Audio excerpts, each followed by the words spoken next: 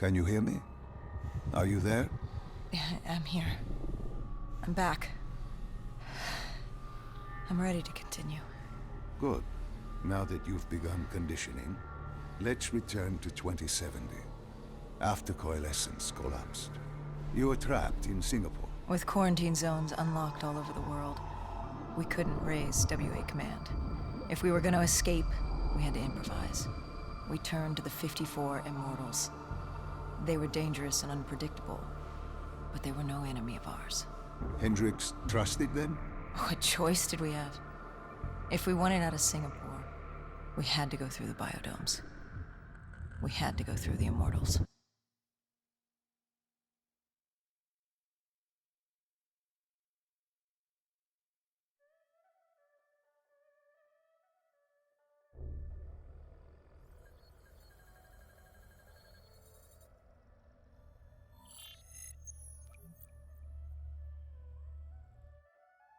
Getting in was easy.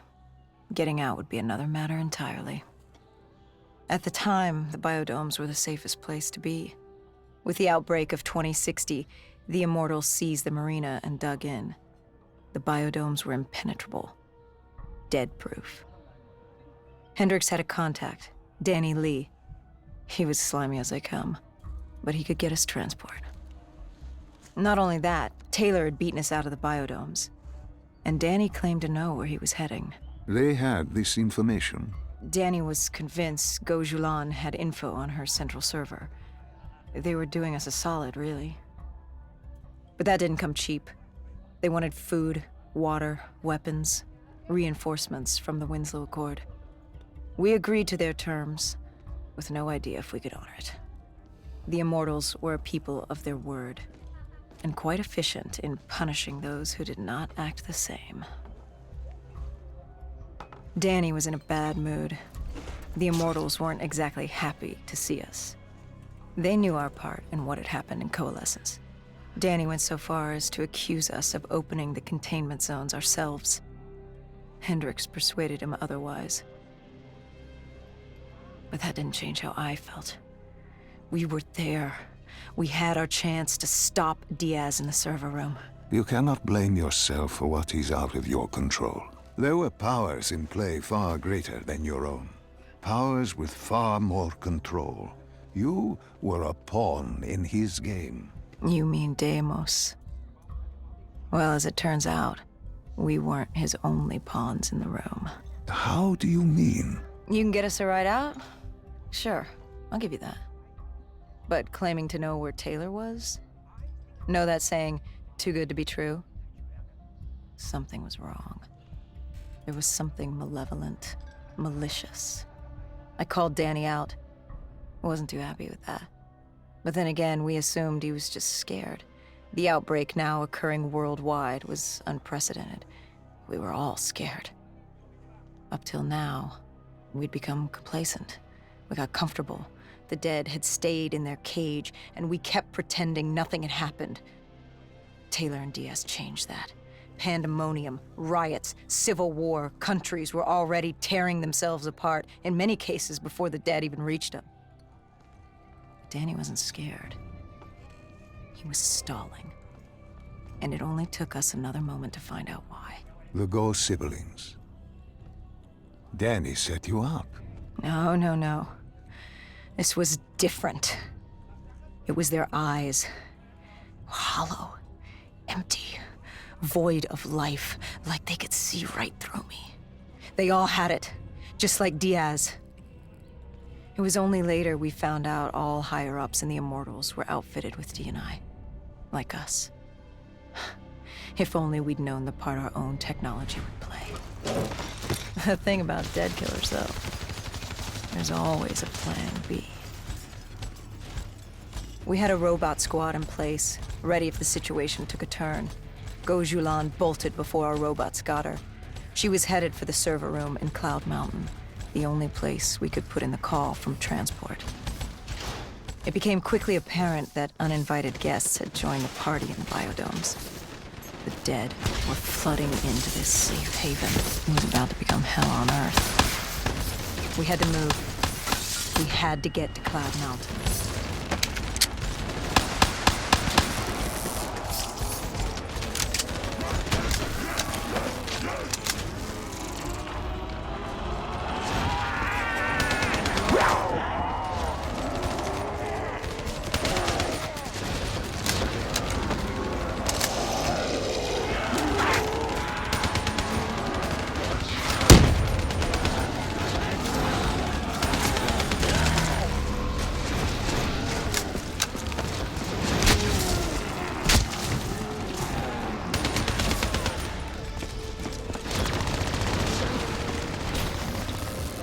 I don't know how the undead got in.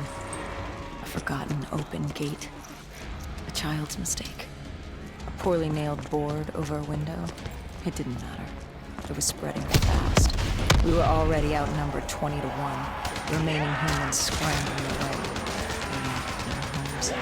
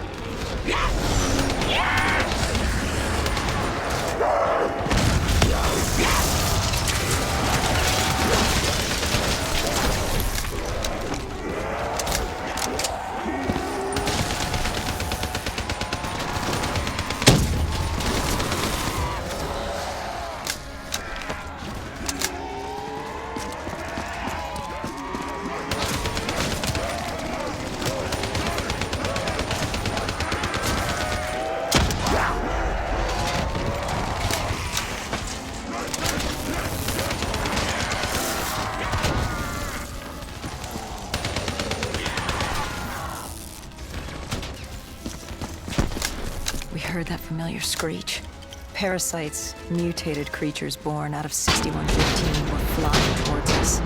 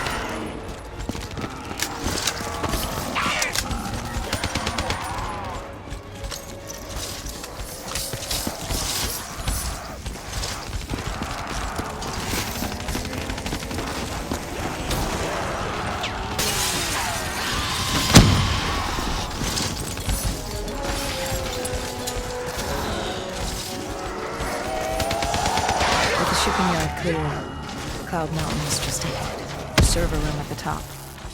We had a long climb ahead of us.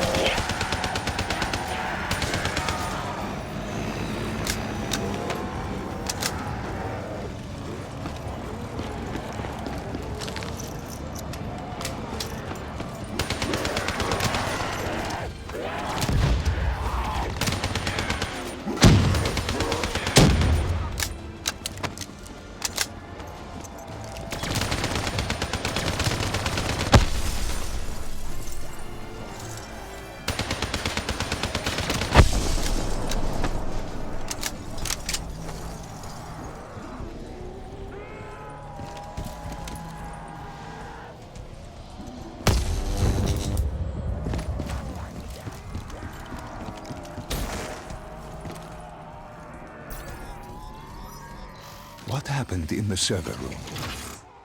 By the time we got there, Gojulan encrypted her hardware, locking us out of the central server. Hendricks stepped in, but we were a few seconds too late. Damage was done. Why did she lock you out?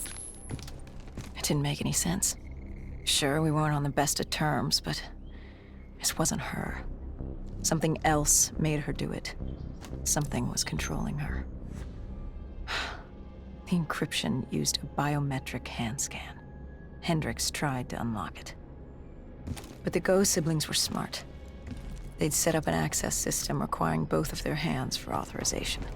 And her brother was shredded with bullets back in the bar. We could hear the Horde coming, and we only had one sibling. But she did have two hands. You chose to cut off her hand. Why? I hoped the biometrics were interchangeable, allowing the siblings to use either reader. If we were calling transport and getting out alive, it had to work. Lucky for us, it did. Hendricks interfaced with the system. He was able to raise WA command. We needed a ride out ASAP. They had a VTOL a few minutes out. Rendezvous was set for the top of the dome. But Hendricks wanted to know what Gojulan had on Taylor. Anything, even the smallest detail, could be helpful in picking up his trail. That would take some time. And time was something we didn't have. Hendricks searched the archives. I dealt with the incoming Horde.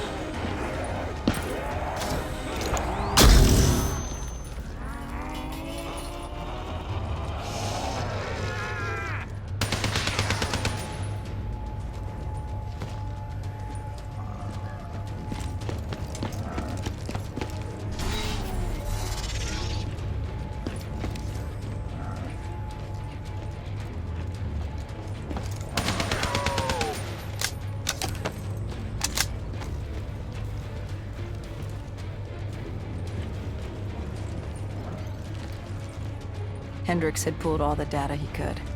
I hoped it was enough. Our pickup was in position. It's time to get the hell out of here.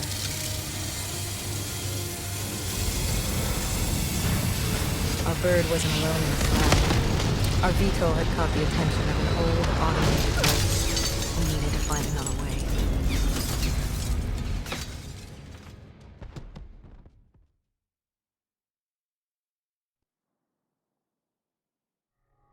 This wraith tailing you. It was like the malfunctioning robots you found in different quarantine zones. The kind targeting anything and everything as an enemy. Just like that. Except on a much larger, more deadly scale. And this one was very interested in us.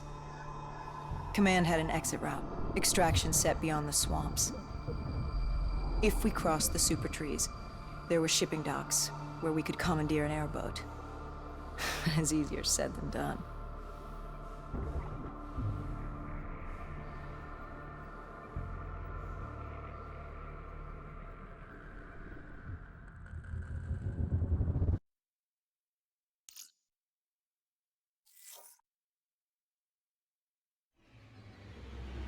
Between the flesh eaters and that wraith eyeing us, the super trees would be no walk in the park. We had to haul ass and stay out of sight.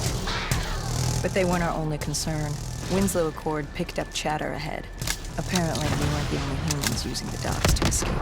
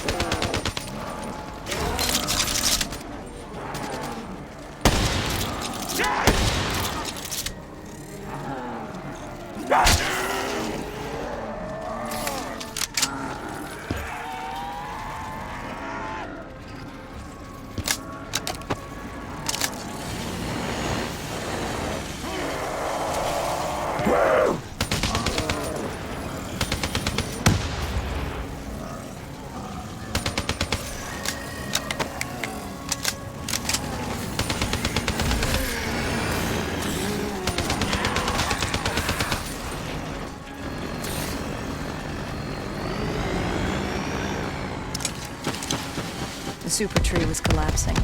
The only safe route to the docks was up. Chatter confirmed the 54 immortals were scrambling to get out of the biodomes through the swamps.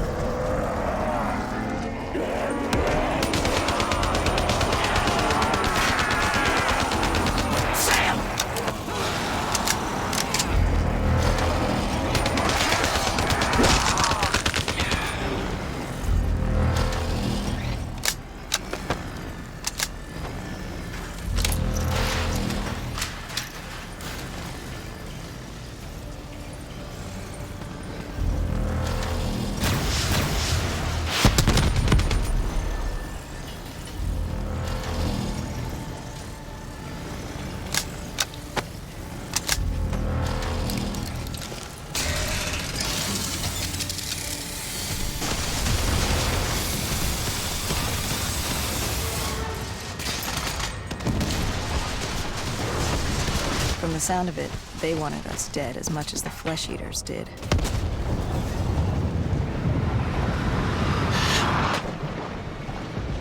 Looked like we were jumping from one bad situation into another.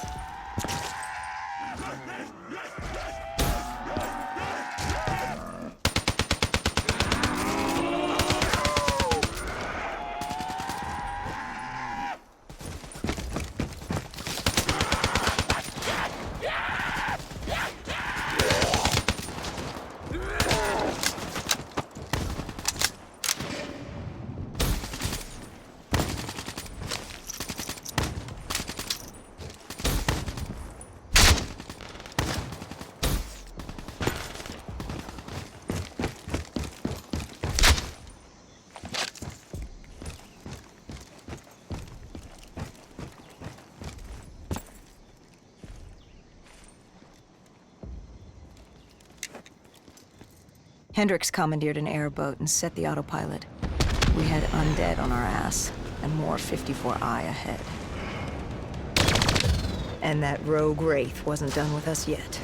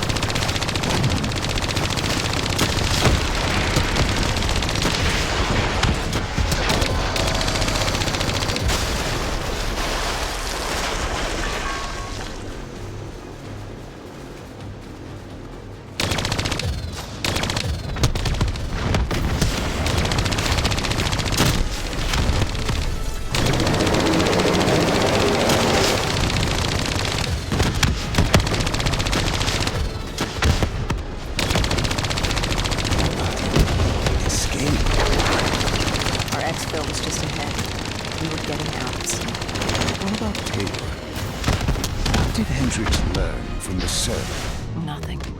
He didn't want it. Taylor was alone. And the virus, 6115, wouldn't stop this time.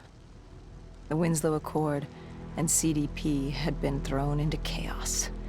We'd lost Hong Kong, Berlin, and Cairo. And it was just getting started. What would come next? How the world would change? There was no way to be ready for that.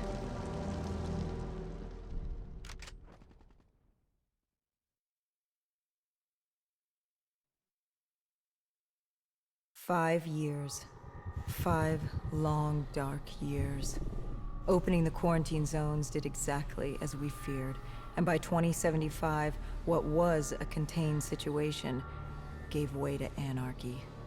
Humanity's numbers had been reduced to a few hundred mil scattered across the globe. The undead had risen to 7 billion. Taylor was in the wind, a faded reminder of our inability to stop Armageddon. There was still a Winslow Accord kill-on-sight ordinance in place, but he was a distant memory, until the aquifers. We were on a routine bombing run outside Cairo. Our orders were to bomb the dead into the next life.